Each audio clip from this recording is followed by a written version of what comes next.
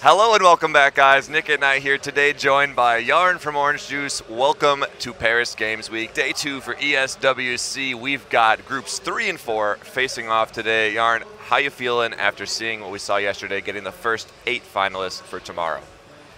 I think that we're going to be seeing some really incredible play right here. I mean, these guys have been playing the 1,000 bracket tournaments in-game just to qualify here. So it's the best of the qualifiers. Yep, and I mean, good morning to everybody tuning in early to this first stream. We'll be streaming all day. We've got a first 5-ish rounds here in Group 3. A couple fan favorites, including Trimax and Mandrake from Brazil. So we've got a lot of big intensity matches. In case you guys want to follow along at home, you can use !bracket in the Twitch chat. That will keep you updated with the latest results from this Swiss round, where players who are doing well are going to be facing other players who are doing well. That's how it works. And then we'll be finding the best of the best, eventually leading down to a Final Four today, in the morning and the afternoon. So without further ado, we do have our players ready here. Everyone's sitting down. The arena has its like the normal calm amongst everyone before the storm begins. And for everyone that's just joining in, it's going to be best 16 bracket tomorrow, and it's going to be the same system. It's going to be 4 prizes. The first place will have $5,000. Yep. Tomorrow we're going to have 16 players. Eventually the Final Four will make their debut on the big stage. First place is $5,000, second is $2,500, third $1,500, and fourth $1,000.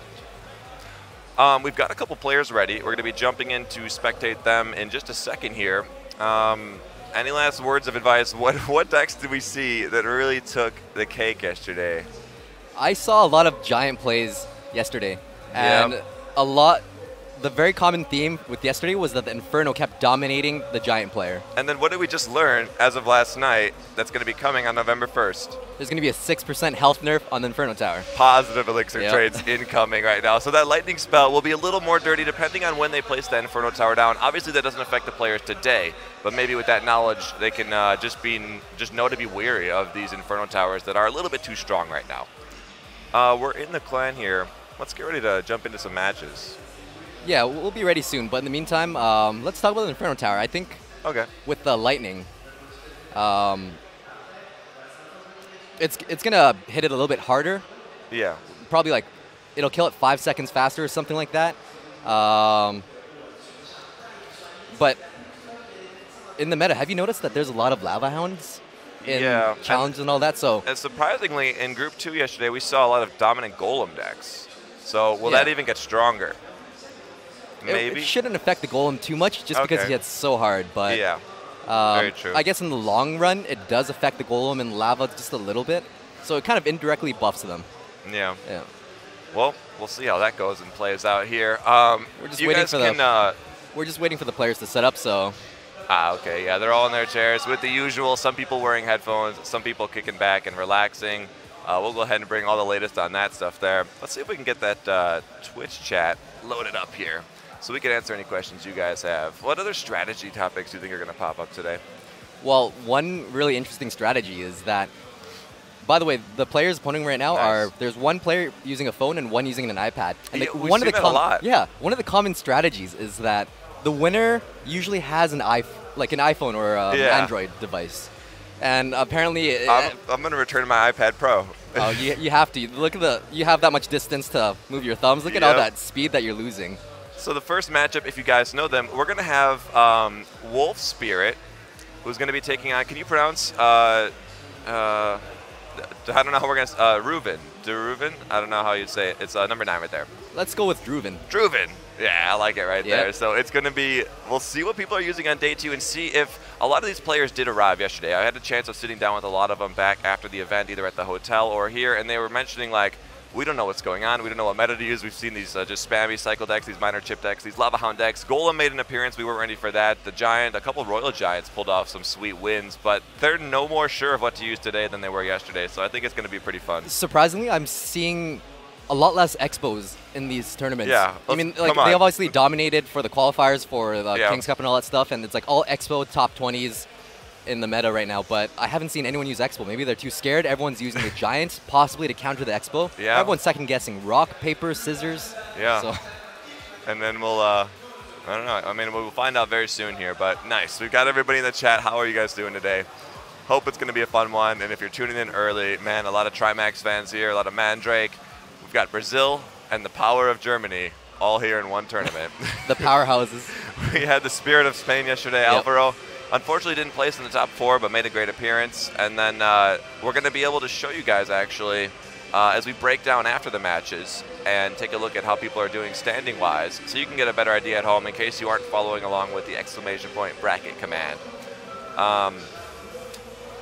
And then the first 4 that we had, that Procol, Pavelfi, Max, and HC.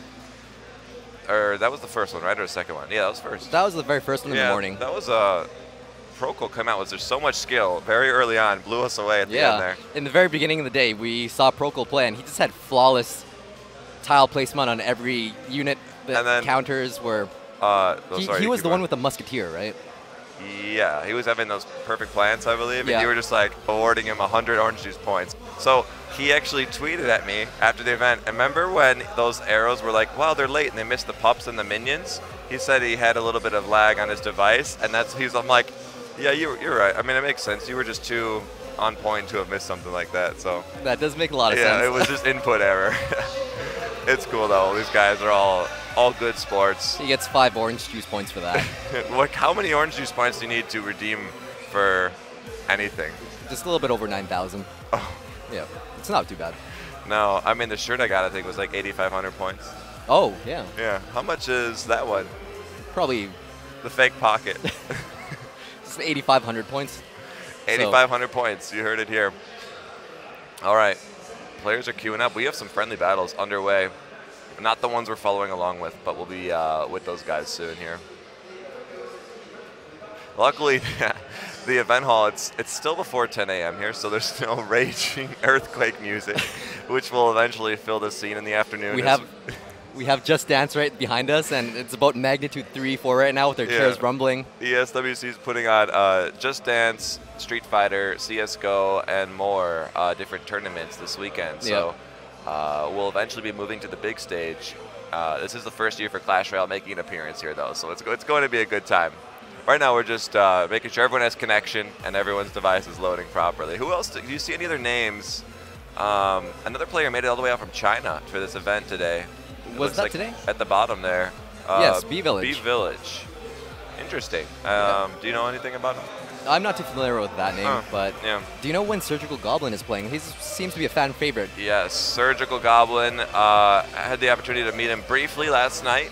I hadn't put a name to the face, but he is playing, I believe, in Group 4, so that'll be starting afternoon, around 1 or 2 our time. We'll keep you guys updated whenever it depends on when the first round ends and the break happens and everyone switches over. Yeah, everyone looks ready. So have you had a chance to do the graveyard chest opening to get a graveyard yet? We've had some Wi-Fi issues at the hotel, so I don't think I've played any matches really. Like, I can't even open chests. I think they're running on 56K. Yeah, so we've both been uploading and attempting to just create more YouTube content, and the upload speed is like a snail, and we can't do anything. Trying to send any information to the server when you're playing Clash Royale, it just Wi-Fi bars all day, and it's made for some long, painful first nights here, but hopefully things get better. I don't know. What about you? I just want to open my free chest. It's been lingering there for so long. It feels so wrong to have a free chest that you can't open. Because you never know. You could get a log in there. The log, that's right. Or even a graveyard. I mean, it's so strong. Yeah, but in due time, eventually. Remember when I was talking about how graveyard scales very well in defeating higher level opponents? Yeah, you were saying that you could see 9s beating 13s or something with it? Yeah, absolutely. The reason for that is that the skeletons die to 1 hit to the tower regardless of the level. So a level 9 tower will kill a tournament standard, or a tournament standard tower will kill a tournament standard graveyard skeletons in 1 hit. So the skeletons spawn 0.5 seconds, but the tower kills them at 1 second. So over time, it's kind of just ramps up, and it'll do a total of 2,000 damage. So instead of card level and hit points, you're really just playing with tower attack time. So it really doesn't change. It's kind of called overkill, where the amount of damage that the tower is dishing out doesn't do anything. It's overkilling the skeletons. So in that sense, it scales very well at level Yeah. 13 because it's still going to kill the skeletons at the same rate at level 9 and level 13. So that means that the skeletons will deal the same damage at to a level 9 tower and a level 13 tower. So I actually saw someone today who was level 10 just consistently beating level 13s with a graveyard. He had a cycle deck with ice spirits, skeletons, and very interesting was that he had an Inferno tower.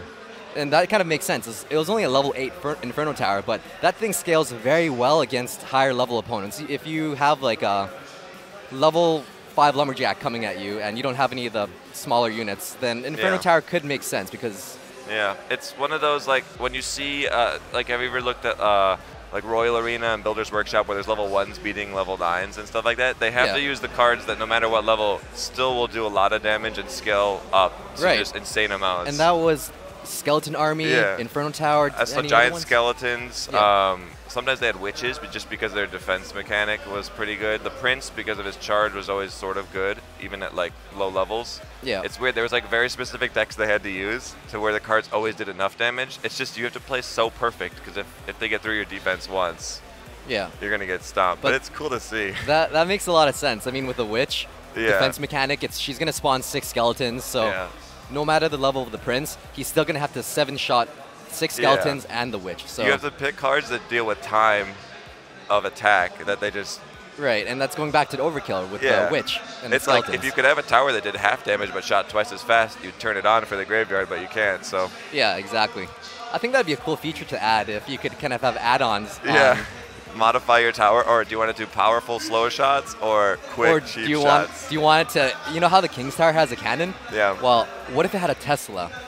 Or a multi-inferno. Yeah, like it couldn't even hit certain cards, but the ones it can't hit are just, it destroys. So that'd be pretty cool. I think I would like to see that in like maybe like a, like if, you know how games have daily quests? Yeah, or so like maybe like a daily challenge kind of mode where you have that kind of feature. Yeah, that'd be pretty cool. Just cool modifications. But I mean, the game is less than a year old, obviously, so we'll see where it heads in 2017. Just with esports blowing up alone, that's been enough for the teams to work on, and all the new card content coming out, just nuts. Every week is going to be crazy if they keep that up for the whole year. It's so amazing that they're releasing a card every 2 weeks. So every 2 weeks, sorry. It's just amazing. I can't grasp the meta because there is no meta. And then on top of that, they're still releasing a balance every month. How are they managing to figure out the numbers? Because with such a small team, everyone, it's like, that's so much content to be putting out already. Yeah, exactly. Right there.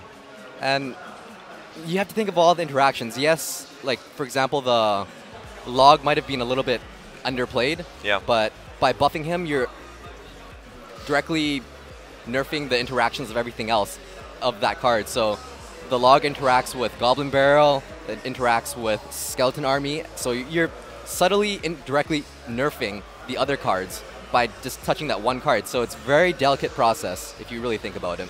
Yeah, it was just like when the Golem affected air, you kind of nerfed the ability to use minions against it, unless you play it properly. Remember that play with the minion horde yesterday? That was crazy. It's like he either had a reaction that was a little off or just didn't even I don't play think it. he was familiar with that because nobody has played Golem very much. Yeah, it's pretty nuts. And that was a game-winning event right there. Or game-winning play. Yeah, because after that there was nothing to stop the Golem, and it just, once it gets on the tower, it's done. Rather that was a game-losing play where he had the Golem, or he was trying to counter the Golem with minion horde, but it just exploded the entire minion horde and he got to the tower. Yeah. So. Man, a lot of analysis here before we've even seen a match today. This is pretty productive. Looks like they're all still setting up, but. Yeah. Getting their waters. What are you gonna do with the graveyard once you get it? I still don't have an Inferno Dragon. Yeah, I saw you're missing 2 cards. I'm only missing the 1. Graveyard, I don't know. I'm just going to... Well, we played a match late last night where I'd mirror Graveyard, your King Tower, and then minor Goblin Barrel. And that was, without defending it, it almost took it out. But if you defended it, it was still pretty cool, though, to see that just happen. It was ridiculous. You left me with 500 health. Are you going to be releasing that video today? Yeah. Okay. Yeah, I think so. All right, watch Nick and Knight's video tonight to see him rock me. Yeah, it's videos are short and brief here. There's just the time has all been at the event, and then like we've been saying, hotel has just been On 56K, Yeah. it takes about 2 to 3 hours per minute on the video. So So like 3 minutes is a super long it's upload. about a quarter of a day. So I mean, if you released your regular videos that were 14 minutes long, that would take probably 2 days to upload on 56K if it didn't disconnect. Yep. So I should be using this streaming internet right here. But after each match, guys, we will be able to tune in with the brackets here and bring them to you. We just want to make sure before we jump into any matches that everyone is fully connected, so everything runs smoothly today. Day 2 of day 3 here. yeah, at Paris looks like Games they're Week. just sorting out all the connection issues with making sure everyone's great with the connection. We don't want that arrow delay happening again with Yeah. Procol. As good as you are, he'll just account for it next time he throws them and be like, well, I know it's going to delay, so here. Yeah, he'll have to prediction the prediction. Yeah, we've seen a couple good predictions pay off. Yeah. In the form of predicting Inferno Tower to counter Expo, in the form of predicting, what else? My favorite was the skeletons, the prediction skeletons to predict the Inferno Tower that's Yeah. going to counter the Expo. And that's just such a low risk, high reward play just because the skeletons are only 1 elixir. Yeah, and then he has the Ice Spirit, and then the Inferno's done. you're done, And you're then done. you can put Yeah. whatever troop you want down, but a troop, instead of the Inferno Tower, the Expo's going to get on your tower, and it's going to be 1,000 damage. And then you just cycle rocket. So it's tough. You have to have skill to get that play off, but once you do, the game is a lot easier. It's just such a terrible feeling when the Expo locks onto your tower. And you you're don't looking have, at your cards, and you're like, I don't have a zap, I don't have yeah, lightning, I'm done. yeah. We'll see.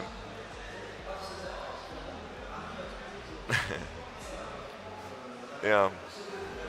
I think everyone's going to be good to go here soon. Yeah, it should be very soon. But, Trimax looks like he's very ready.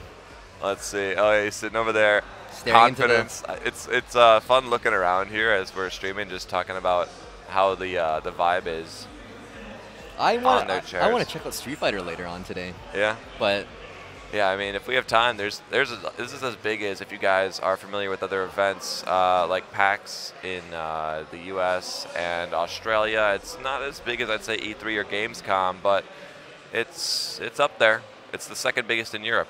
yeah, So, it, a lot of it people has coming this out. PAX kind of feel to it. Yeah, a lot of huge stages. We're in our little booth, but it's got a big heart. Early mornings. Yep. Anyone in chat have any questions for us? Yeah, when does it start? That's we'll let you know. That's what we're waiting on too. Yep. Surgical Goblin will be playing later this afternoon. Yeah. Right now it's in the morning time. It's Surgical should be playing in. Yeah, and we do actually have a bunch of Nova players I met at the hotel earlier that played yesterday, and apparently not many of them really placed, but they weren't ready for those golems, they said. Yeah, that makes sense. Just because sometimes it's not even a matter of skill. It's because there's no defined meta. Now everyone's second guessing rock, paper, or scissors. So, it's kind of hard with that. But I like that it's really fresh. I remember in Shanghai where the top 16 players, they all played Giant Poison, and it started to get a little. Until the Hound came out Yes. and won it. That's pretty cool. That was amazing. Huh. So we should just host Shanghai tournaments every month to find the new meta. That's right. Because they've already figured it out over there. They're just not telling. Yeah, it's like those players that practice for the tournaments, but what they do, not Clash Royale, but say Magic the Gathering, where you have these players that literally are playing in these world-class players playing in their basement. And what they're doing is they're developing new card deck strategies, new compositions that just blows the world away, but nobody knows about it. Nobody knows how to counter it yet because they don't know it exists. That's pretty crazy. Yeah. Imagine if Surgical Goblin had that rocket deck, but Ash didn't feature that. Oh. And that he would certainly have an advantage. Yeah, in it's that almost sense. like once you have your that new best deck, you can let like a YouTube community bring it to light, your old best deck, as long as like you still have your secret weapon. Yep. It just, you can't really play on the ladder with your secret weapon because then it's public knowledge. I know that the top 200 players, what they do is and you're one of them, bud. US, in the global, it's been a little while, but Yeah, yeah, but over you have- 5,000, so it's up there. What a lot of the top 200 players do is they'll you'll see that they only have one win in their challenges and no card wins. The reason for that is because they already have max cards. So what they do is they'll switch it into a faux deck and a fake deck, and they'll play a challenge, throw the challenge, and then they'll go right before they log off. So their profile will change to the fake deck, so that their opponents can't, find their counters. Sense. Yeah. So unless you're the person that played it, that person, then you have to. I don't know. It makes a lot of sense. I mean, how long does search time take when you're top 200? The most I've only seen is a minute at 50, 80. That's not too bad. No, yeah. But you do see the same faces over and over, don't you? Yeah, it would take a couple minutes if you're above, I'd say 5,200. But like, it's still like 15 seconds until right before you hit 5,000 lately, and then it goes up to like 45, and then after that it's like a minute. Yeah. The inflation is real. Yeah. Power creep is coming. Yeah, and it's the worst when you're like about to hit 5K and then you get matched against someone like 47.99 and you're like, oh man. And then you lose, so you basically lose 49 trophies. The like 200 split that it can find is just a little scary. All right, I can't wait to bring you guys some action here in just a few, I hope. We'll see. Yeah, they're getting everything set up. Let's see, anything else from the chat? What's up, Nick and Yarn? Are you excited for the Tornado? Or you think it's going to be the best new meta? That's such a loaded question. So there was a leaked Tornado Twister Whirlwind type of card with the new balance updates coming. And we don't know what it is exactly yet. Yeah. But there was a leak on Reddit where it kind of had this picture of the iPad. And it said that it was kind of like a tornado thing that dealt damage over time or something like that. The pictures of the iPad are always a little sketchy to me. I don't know, because like that's how you want to fake it. Yeah, because what you do is you kind of Photoshop a good picture as best as you can. Yeah. Then you put it on the iPad so that you can't tell that it's a poor quality. So we're going to be jumping into the match for Druven We'll versus talk about Wolf Photoshop later. Here we go, guys. Hope you're pumped. And Druven and Wolf. Both of them sitting at 10 elixir. I think they're waiting for each other to counter. Or they're trying to deploy cards. So Wolf does have an advantage, about a 1 elixir advantage, because he planted it a little bit earlier. But now he's at full elixir. Ooh. Let's see what the answer is to that. Ooh, Princess switching to the Skeleton Army. All right, the Giant's going to get a couple swings, but that Princess is locked, so sort of passive on both sides, nothing too aggressive. Yeah, I was a little worried for Wolf Spirit there. He was sitting at 10 elixir for quite a while, but he defended against that Giant very well. Oh, nice. All right, let's start off with a standard Goblin Barrel. Let's see if he throws any jukes as the game moves forward. The Mirror Goblin Barrel, yes! That is dirty. Yes. That Mirror level 10 what? Goblins. Oh my gosh, and the first match of the first battle of the day, and he's taking that tower down to half. Wolf Spirit took out he knew that he didn't have log or zap, so that was a lot of damage from the Mirrored Goblin Barrel. Hopefully he could get that Inferno back up. Oh. He didn't have enough elixir for that, so that's too bad. Oh, it's now, he's now just at 5. Yeah, it looks like he was forced to use the log just to take out that Musketeer. But that Giant's is doing work to that tower. Yeah. Look at that log going for a positive elixir trade. And get tower damage. Ooh. Let's see if he brings out 2 again, or if that was just too sneaky. Well, now he's got zap and log up. Yep. He's gonna go deep. No. Oh, standard. That's gonna just get zapped or no logged. Or what? Countering it with a Mega Minion. That barrel still does 300 damage. Wow. The Mirror is so worth it. He's running a really high log zap bait deck. Obviously, the Giant's not gonna get through with the Inferno Tower, but just look at Wolf's deck. He's got Princess, Skeleton Army, Goblin Barrel, and Mirror Goblin Barrel to draw out the log, and then he has the minions to draw out the zap. There's just absolutely nothing he can do. I don't think Druven has enough splash with his Giant Prince deck. Wow, yeah. So we're seeing a return of that. That's almost exact what the Prince, the Giant, the Mega Minion with the Poison deck would have been. Yeah. We're not seeing a bowler make an appearance here yet, but that tower's going to be going down. On the downside of Druven's deck is that he doesn't have much to counter the heavy hitters just because he has so many low-cost cycle horde units. Oh. That Goblin Barrel is going to target onto the Giant, so it's not going to do as much damage. A little aggressive on the double Goblin Barrels. Musketeer is in front of the Giant, though, so at least he got that. Yep. Prince also going to make it in front of the Giant. Oh my gosh, these skeleton armies. What a value skeleton army to distract the Inferno Tower. It looks like this might be a good game for Wolf Spirit. The Prince on the tower, 3 swings, 4 swings. Is the Prince gonna? The Prince just dies just barely from the minion horde. That is amazing, but 1 log and a zap, and he might be done for. Can Wolf Spirit counter this? Looks like he's really worried, so he's going in for an aggressive Goblin Barrel, which can't be zapped, by the way, because of the higher level mirrored. Well, I don't know how this push can't deal 160 damage, but that was still a really interesting match to start us off here with. There it is. And wow, Druven with the thumbs up saying, I appreciate that mirrored Goblin Barrel, but eventually the Giant Prince Musketeer appears too strong. It was just good good zap and log management as soon as he knew that he had to be on the lookout for that Goblin Barrel. Yeah, and that really tricky thing was that his only true counter to the mirrored Goblin Barrel was a log, because it wasn't zappable with level 10 goblins. Yeah. It would have been really cool if both had the mirror and he was mirroring zap to kill it 1 level higher. That'd be ridiculous, but it would make sense because of the cost. Predicting the mirrored Goblin Barrel. All right. Let's see if he takes my advice with that mirror zap. Again, with both sitting at 10 elixir, Druven. All right, Wolf opts for a Giant deck. Druven at a 1 elixir disadvantage right now. Do you ever sit at 10 elixir? Yes, I find it happens a lot when I was over 5K, people wait for you to make the first play, but that was when Giant Poison was very punishing to play first. Okay, that makes a lot of sense. Yeah. So it looks like Wolf Spirit changed this deck because he has Giant Bowler right now. Okay. He does have a mini P.E.K.K.A. Is that generally in the Lightning deck? I don't think so. It looks like he might have it just to address the Giant. Yeah. Typically, people don't run Poison these days, so we could expect a Lightning in Wolf's deck. Right at 10. What's he going to drop? Wow, he's sitting at 10.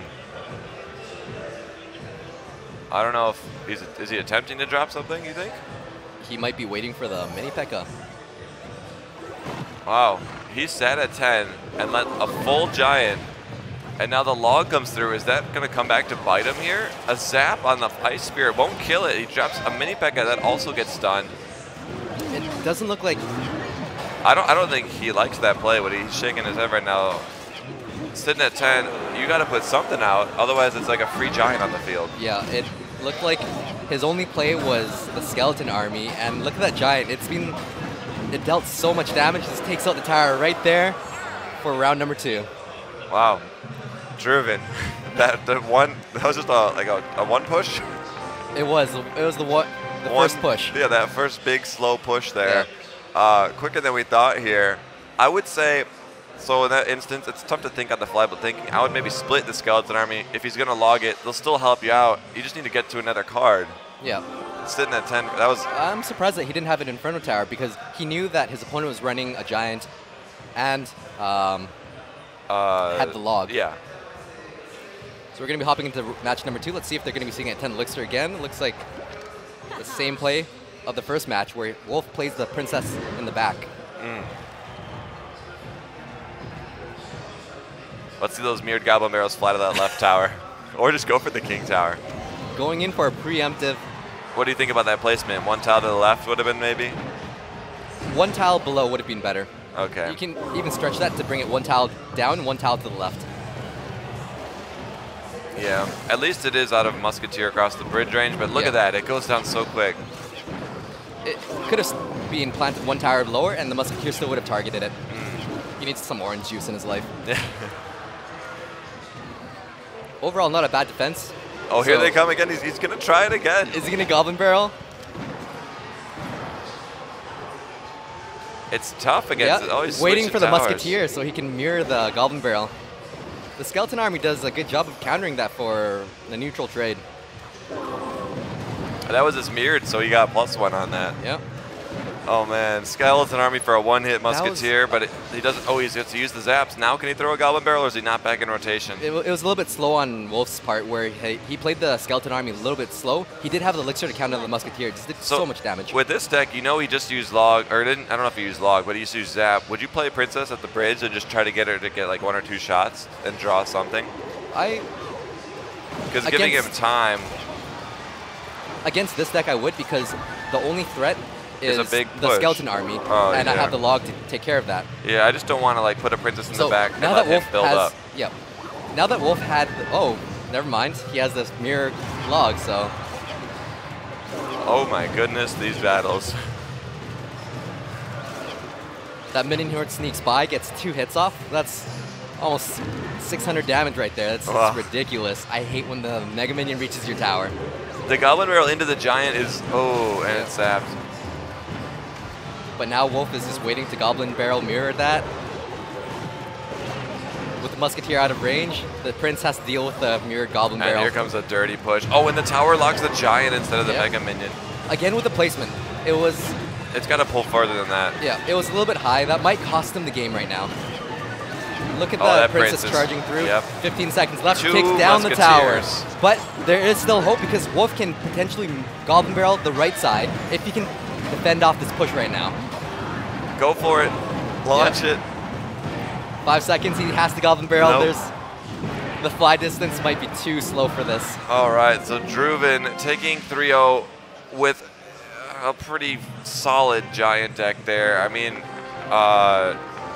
hats off to Wolf for trying something new. We haven't seen mirrored Goblin Barrels yet in the tournament.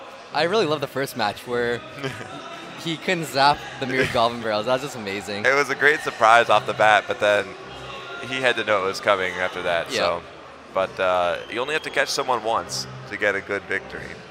That's just a tough. I'd say the Inferno Tower placements could have been improved. Yeah, that was probably one of the biggest factors in this last game, where his Inferno Tower was very high. It was 2 tiles from the river and 1 from the tower in the last play, and that really cost him. The Giant got through, the Prince, Skeleton Army, and Musketeer all got through within the last 30 seconds. Yeah, and that was a difficult. The Mega Minion, he didn't really have a good Mega Minion counter besides the Inferno, and then had to deal with Mega Minion and Giant. Basically, he had Minion Horde, but they kind of died to 1 hit to the Mega Minion, so it's a little bit harder. Yeah. So, tough first match. Let's go ahead and pull up the bracket, see how everybody's doing here. Want to go ahead and see how everyone's doing? Yep. Okay. So we're going to go ahead here and pull up this brackets. Let me bring these down, and then we'll be able to show this to you. All right, I'll pull this up. You let everyone know what you're thinking if you have any other thoughts on that. This is Group 2. I'm just going to find Group 3.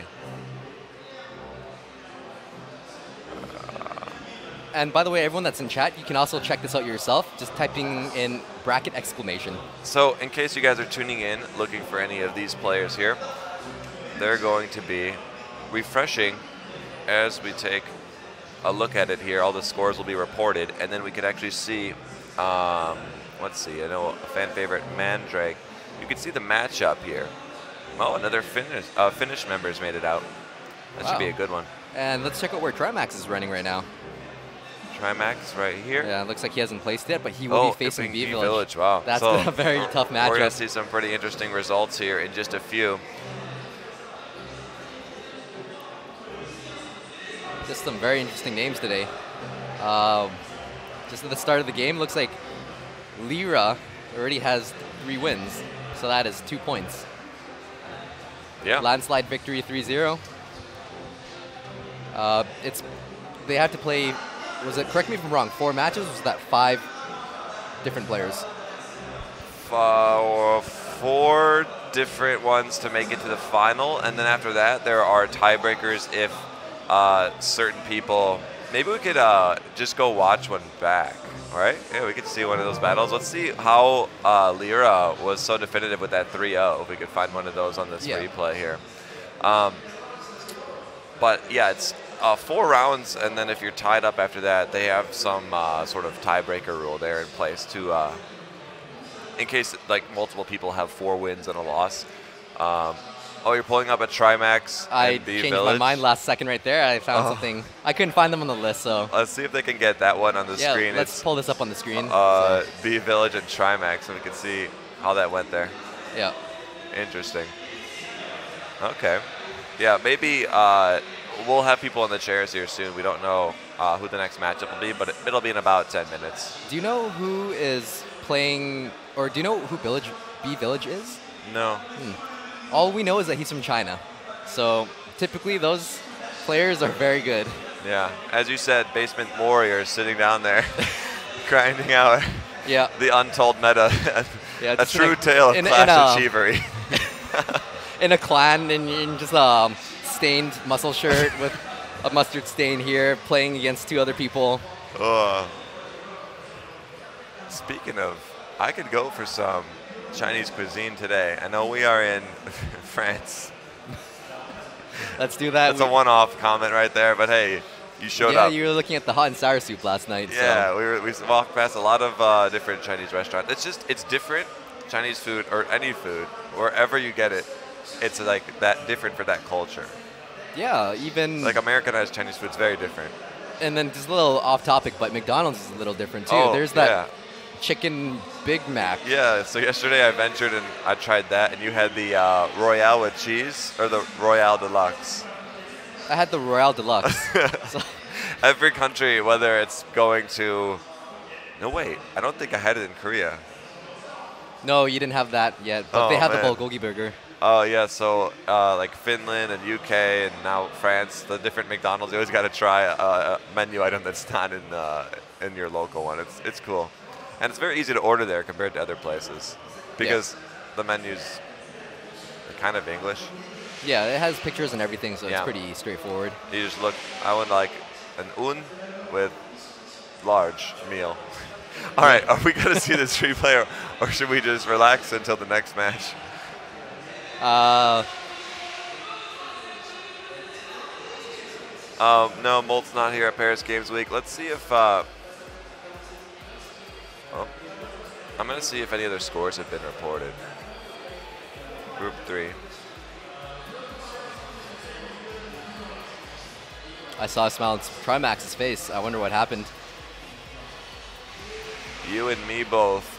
We've got a few more scores reported here, so let me go ahead and pull this up. All right.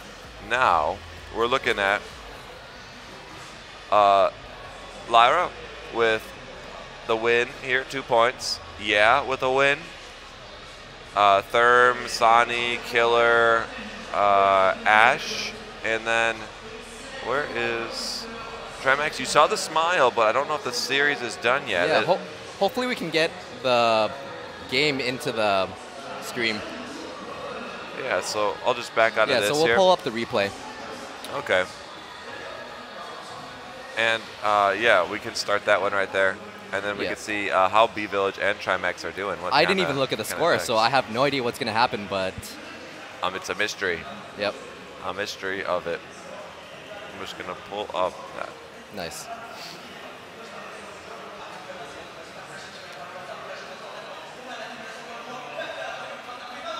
Are they throwing the battle on the screen? Everyone on Twitch is like, show us the battle. All right. It's loaded in right here. All right, so this is going to be very exciting with Trimax versus B Village. All right, so this was just a couple minutes ago here. 2 Lava Hound decks. Yeah. Both have the miner in their first hand. Both of them playing Lava Hound, and B Village with a baby dragon. That's just, we've seen some deadly plays yesterday with the baby dragon. He's the new meta. And even the archer is very powerful because she can't be zapped and she can't be arrowed. Yeah. So. And you can see B Village does have arrows, so will that be the difference here? We'll find out. Yeah. Aggressive Tombstone Plant, but you need it to pull that Hound. That was also a very aggressive lightning on Trimax's part. He's not taking any Mega Minion swings over there. Yeah. A little bit early on the minor placement on Trimax, but the Lava Hound will pop very soon, and it might deal a little bit of damage.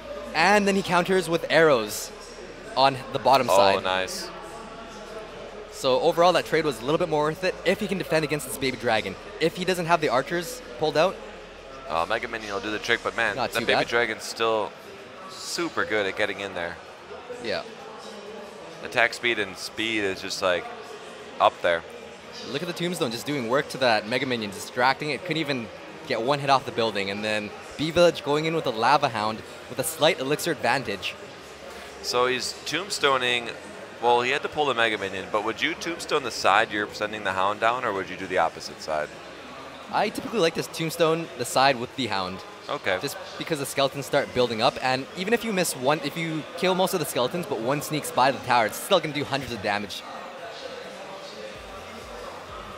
Oh, wow, the lightning spell there. He doesn't like those archers. Yeah. Here comes the miner. Will he arrow him down now?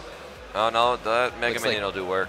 Archers aren't zappable, so the answer will be lightning. Will be lightning. So that go is big definitely or go home. Yeah.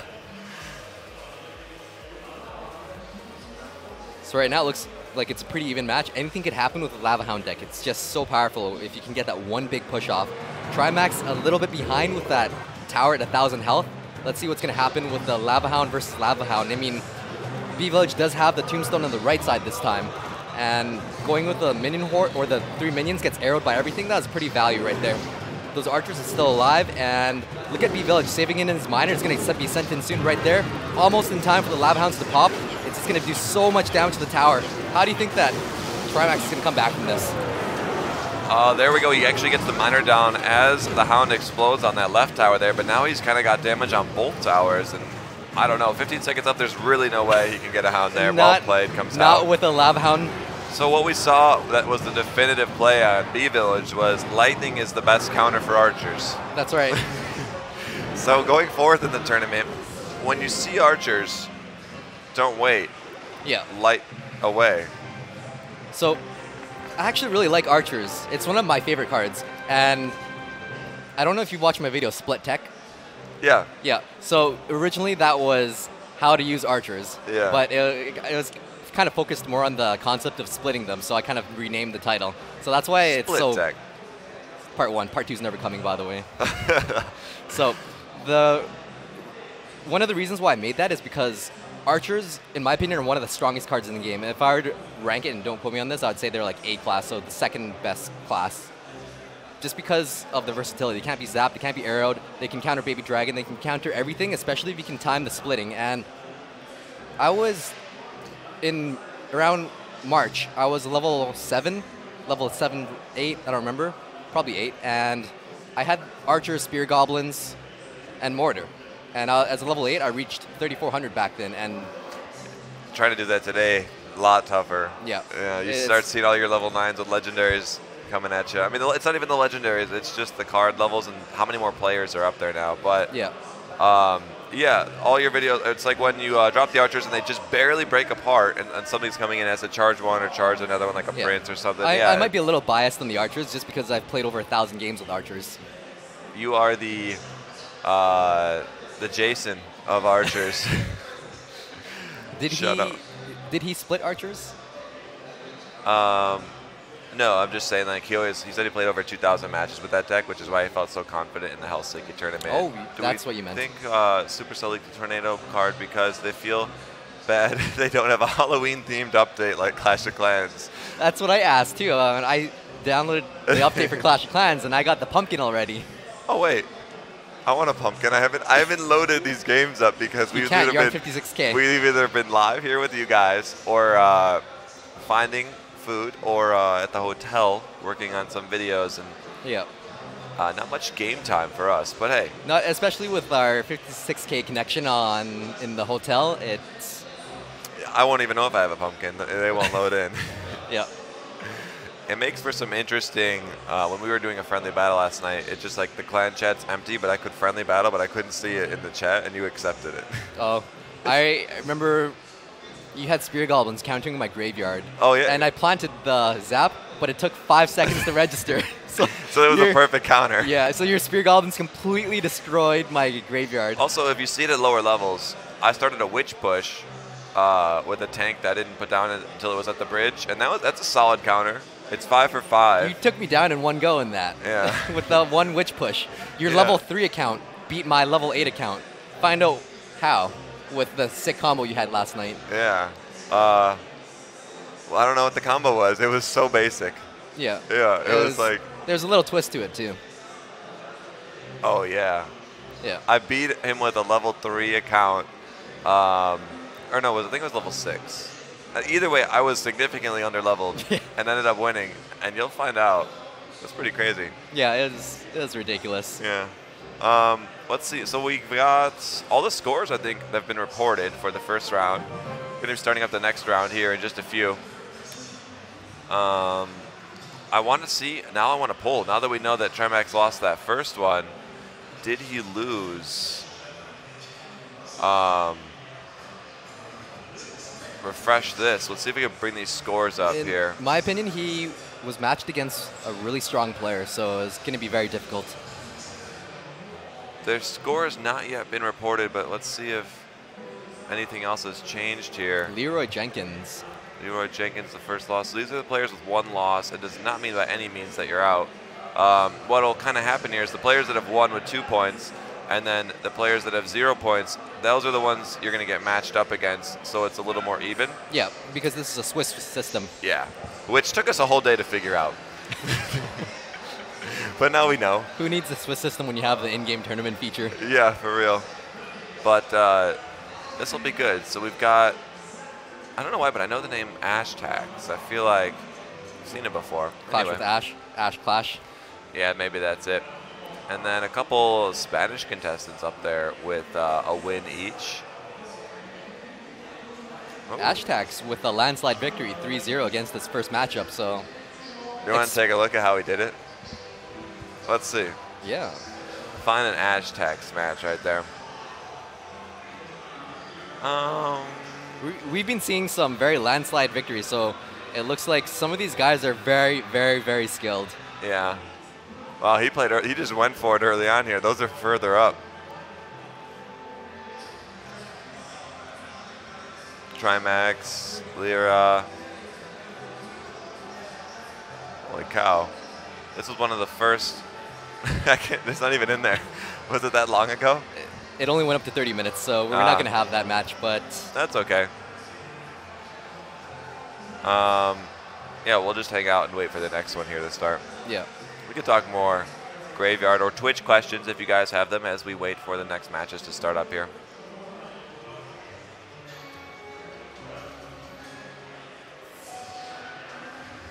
Do you want to just... We could just watch one that's going on, maybe. Let's watch a live one. Yeah, let's do that. Yeah. All right. Here we go. Jumping in. Sign and Chomps. Okay. Let's watch this. You can see in the background all the staff here analyzing, setting up scores, getting the next round going as we see this one here.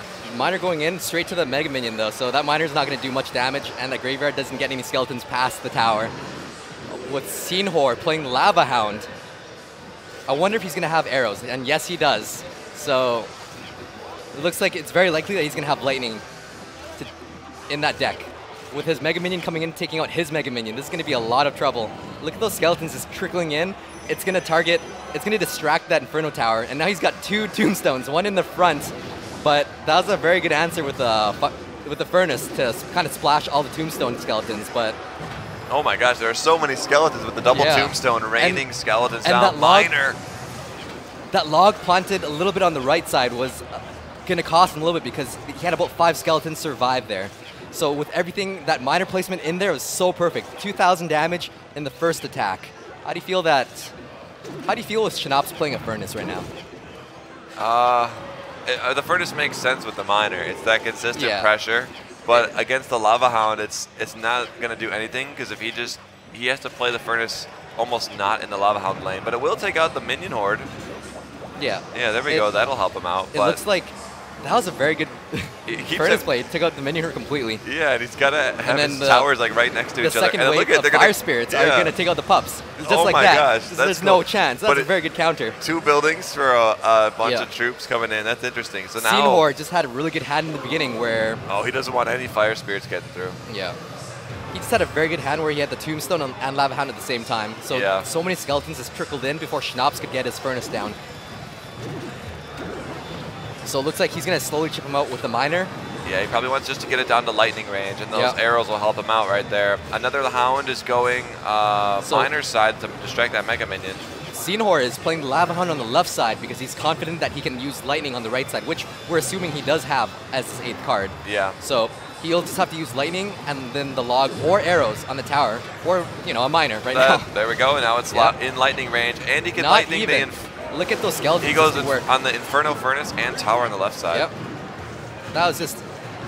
Senhor just has great lane control right now. We've just been seeing Schnaps' minion horde has been taken out by arrows one too many times. With those 2 Mega Minions, they're going to get wiped out by that minion horde. Just getting distracted by that Tombstone. Just such a good play. And then that's going to be a good game for these guys. Yeah.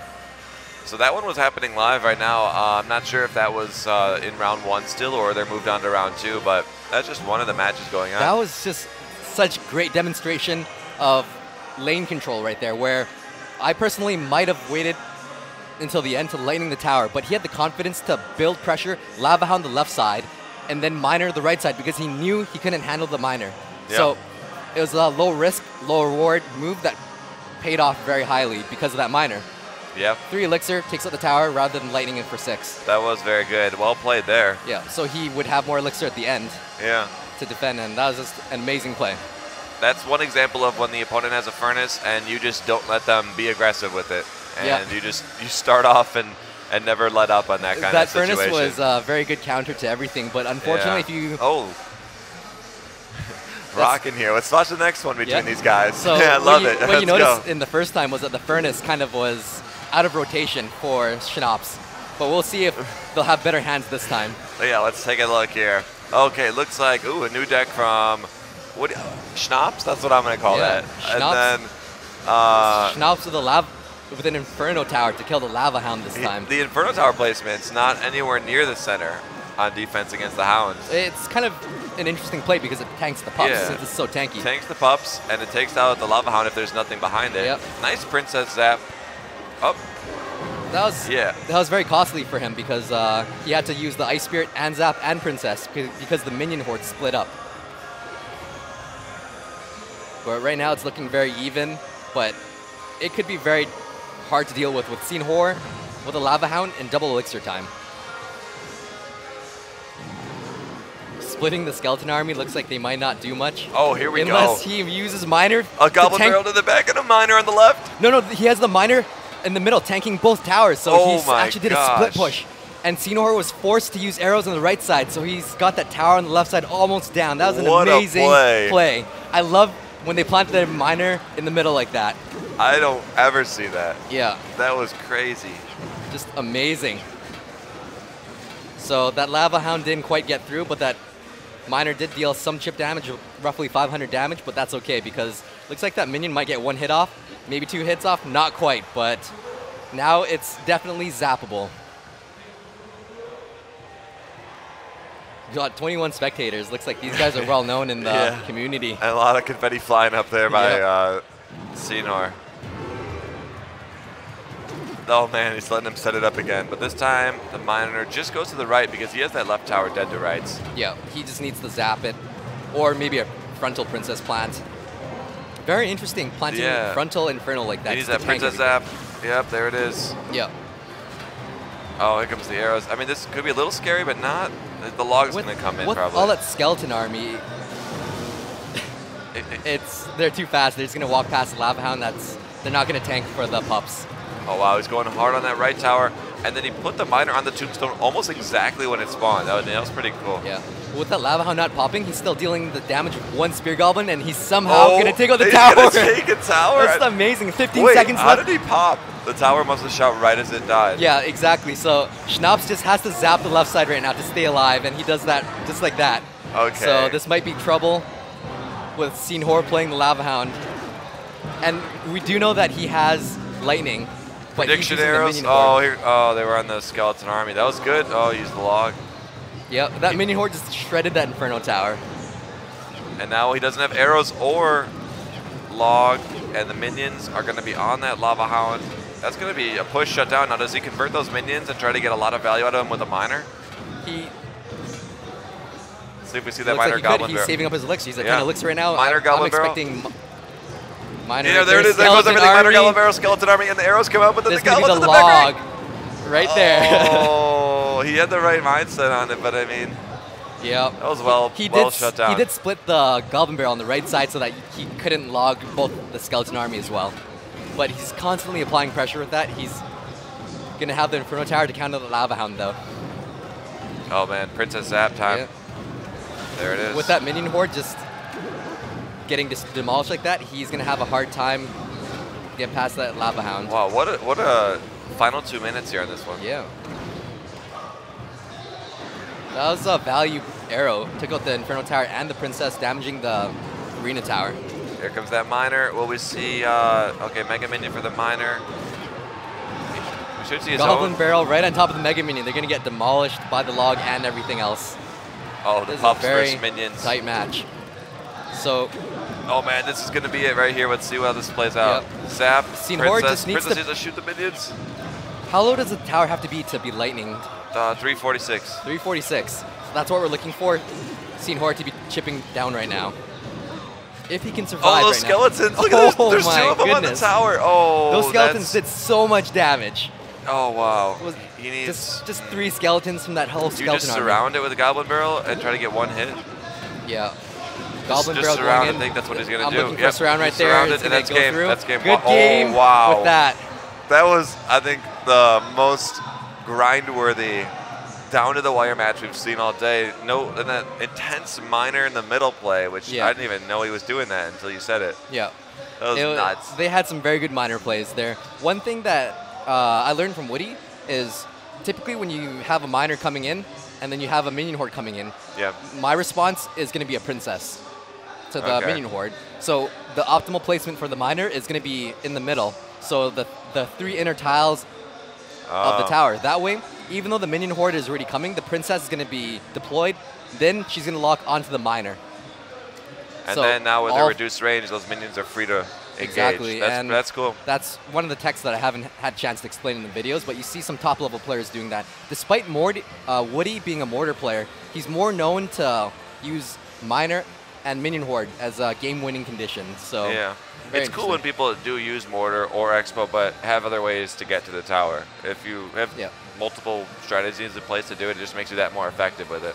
I'm a mortar master myself. I've played about 2,000 games worth of mortars in the beginning. I don't mind the mortar either. It's fun. It's just it's in the game. It's annoying when you can't shut it down, but that just means you should learn what they're doing that works and how you could stop that. Yeah, I think one of the best ways is to actually play the mortar too, because I've been shut down so many times that I'm very comfortable with knowing how to counter the mortar. Yeah. Yeah. Nick or Yarn, do you see a new meta deck coming soon? What cards do you think will be good to put in a deck with a tornado? Well, we don't even know. We don't know.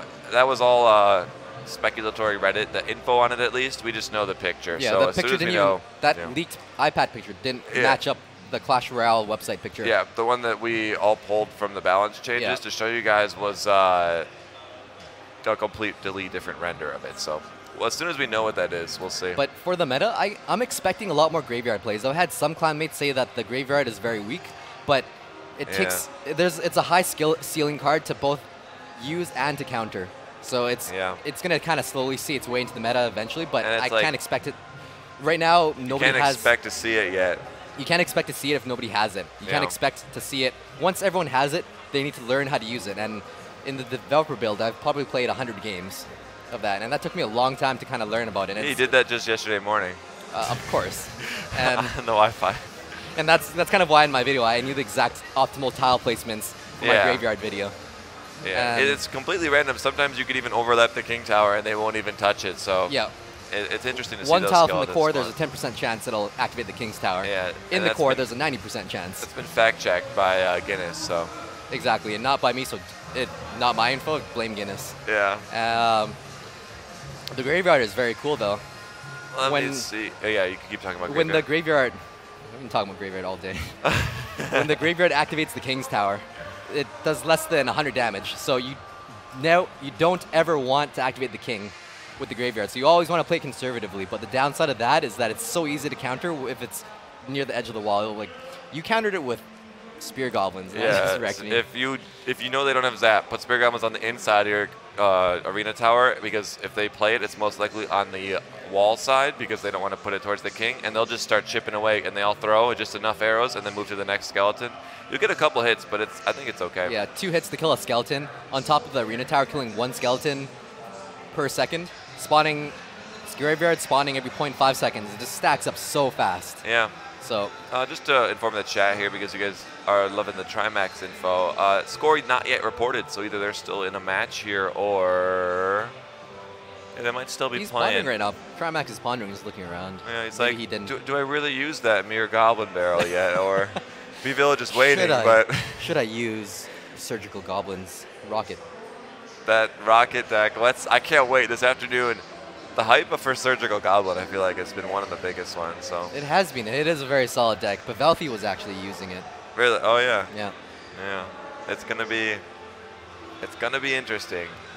Do you want to talk more about the graveyard, or do you want to catch the tail end of or watch one of these ones starting up?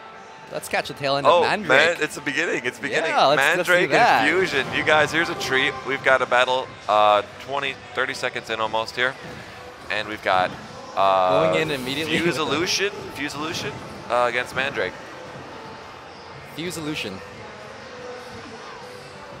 Mega Minion in the back. I don't like punting it in the back. It's because he swerves into the center. He's so vulnerable. But I guess that explains why, because he had a Golem. There comes that Inferno, but I'm liking his chances with the Mega Minion in the middle. Look at the Fire Spirits. Just do so much work to that Mega Minion. This is the residual splash. With Skeleton Army, that Mega Minion's going to get distracted. But oh my goodness, the Golemite's explosion just shred away the Skeleton Army. That's ridiculous. So Mandrake going in with the Hog Ice Spirit would have been very deadly if not for that Tombstone right there. Splits his archers after watching Split Tech, and then here comes a full-blown baby dragon. The MVP. That archer's going to deal 2 hits onto that Mega Minion. I was wrong. Looks like he gets 3 hits on there. So. Ooh, -5 orange points. Dang. You were saving up for that shirt.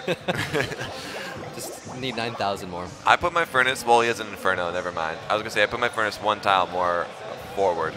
I might put it 1 tile more backwards, like you said, because he has an Inferno Tower. Yeah, like I was saying, like when I don't have one, I do the little more aggressive one. Yeah, exactly. Since he has an Inferno, that's gonna have to touch it now. Or the Furnace will just go down. Ice Spirit going in for those archers, that couldn't have been better. I would have preferred the Ice Spirit freeze those archers rather than the tower, just because they dish out more damage per second.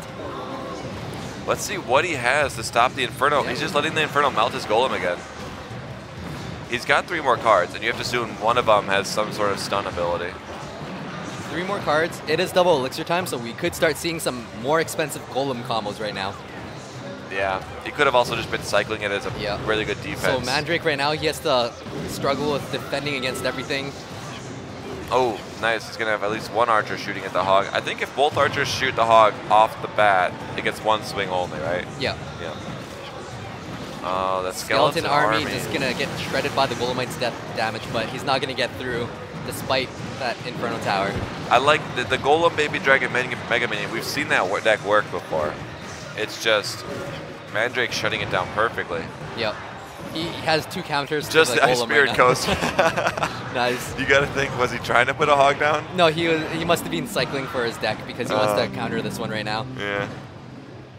So we still haven't seen Fuse-Illusion's last 2 cards. Rocket Mirror. Rocket Mirror, that's exactly what he needs to win right now. Yeah. Mandrake just needs to get down to Hog a couple more times. Look at that, his timing of the Musketeer. The Hog tanks for the tower, and then the Musketeer goes to the tower, takes it out. Just like that. Double Musketeer. Yeah, the second Musketeer didn't even need to reach the tower. Nope. That was good. So everyone in the chat has been looking for Mandrake. We know why. That was quite the match right there. That was some very amazing play right there. What did he have? What were his last cards? We didn't even get to see them all. It was Arrow Log. Arrow and the Log. So with the he didn't arrow the Skarmy, but he didn't arrow or log. Or log, yeah. Yeah. Maybe just overwhelmed by that Hog deck right there. But one of the interesting plays. Do you remember how in that about 30 seconds before the match was over, the Ice Spirit went for those archers? Yeah. Yeah. That's prevented so much damage from the Hog. Or damage to the Hog. Damage to the Hog. So he got so many swings off. And then on top of that, the Ice Spirit did over 100 damage to the archers. What that meant was that now Mandrake was able to log those archers, which he did, by the way. Oh.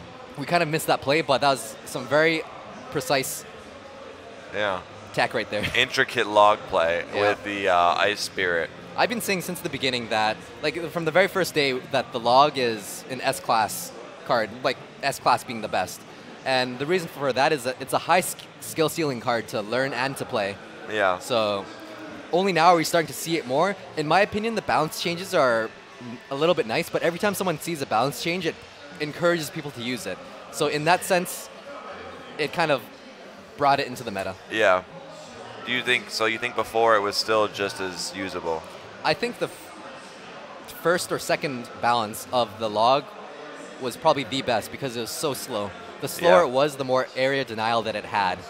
Yeah, and makes sense. We were talking about that yesterday. If you see it coming, you just have to wait even longer to place your princess or whatever you want to back up. And it does shut down that area for a while. Exactly. Even in Ice Spirit, let's say a mini P.E.K.K.A is coming, but you can't because that log is just rolling very, nice very slow. slowly. I want to plant the Ice Spirit, but I can't. The other thing with the slow roll, sometimes the deployment plus the slow roll, you'd actually knock things towards your tower on accident. At least I would catch myself doing it. That's the high skill cap of it, though, is because you have to know, like, when you deploy it, it's actually dropping, like, one tile.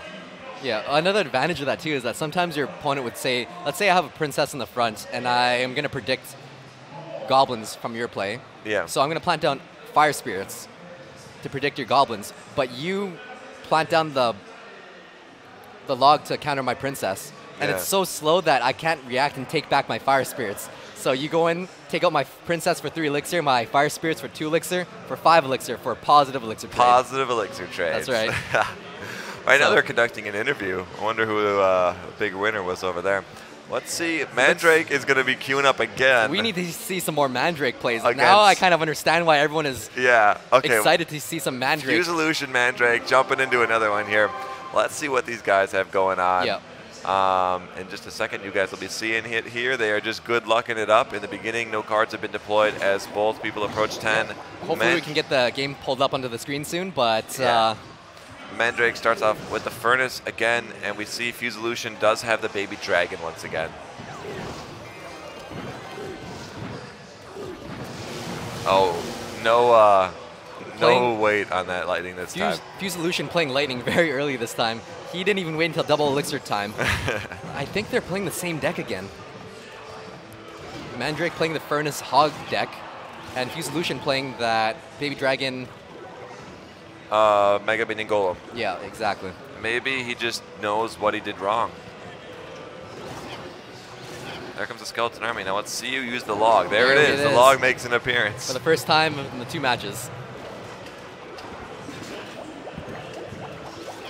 All right, Mega Minion, do your thing. Oh, that was a nice pull over there. And then Fire Spirits. Okay, so that he uses the Tombstone to shut down the Furnace because they will suicide into one skeleton and then the next, and skeleton spawn more than twice as fast. And it pulls the log. And boom, he kills the skeletons with the log. Look at Mandrake's tech right there. The log just takes out the skeletons and everything. That's just amazing. So that Hog did get past the Tombstone. Sweet. You don't want that baby dragon to lock on your Furnace because without the Tombstone, it provides so much more value up. Yeah, so Mandrake should have the Inferno Tower as 8th card. Yeah. If it's the same as the last game. So right here, I'm looking for a deeper pull. Like, people have been placing it there. How do you feel about that? I think I'd go 1 tile left more.